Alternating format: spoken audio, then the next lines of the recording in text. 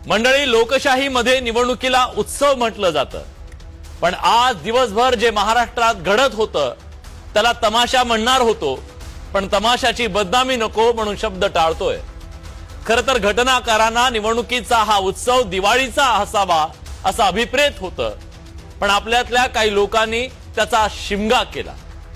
मतदानाच्या दिवशी आलेला पैशांचा महापूर, सापडलेली पैशांची बंडलं, अनेकांच्या बोकांडी बसून कुचून घेणारे कार्यकर्ते, तुफान राडेबाजी काय दर्शवते हो?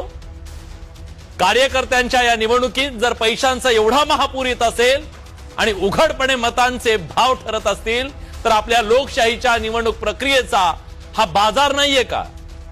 राजकारण आणि निवडणुका आता व्यवसाय झालाय का? आमदार स्टिंग ऑपरेशन करून पैसे पकडून देत आहेत। अरे काय दिवस आले, जे पैसे सापडतायत त्यात सत्ताधारी विरोधक सगळेच आहेत। मतदानाचा अर्ज दाखल करण्यासाठी पहाटे 5 वाजता AK-47च्या संरक्षणात एका महिलेला जावं लागतंय। या महाराष्ट्रात कसल्या भयमुक्तेच्या गप्पा मारतोय आपण? मतदानाच्या दिवशी जागोजागी राडे। उद्या होणारी मतमोजणी आता 21 तारखेपर्यंत पुढे ढकलली। निवडणूक आयोगाचा कारभार म्हणजे कुणाचा कुणाला पायपूस नाही, सगळा सावळा गोंधळ। काय चाललंय, कशी निवडणूक होतीये, कुठे रद्द होतीये, कधी, काही सांगपत्ता नाहीये। आज औरंगाबाद खंडपीठानं ऐनवेळी निवडणूक रद्द करण्याच्या निर्णयावरून आयोगाची कानउघडणी केली, तीव्र नाराजी व्यक्त केली।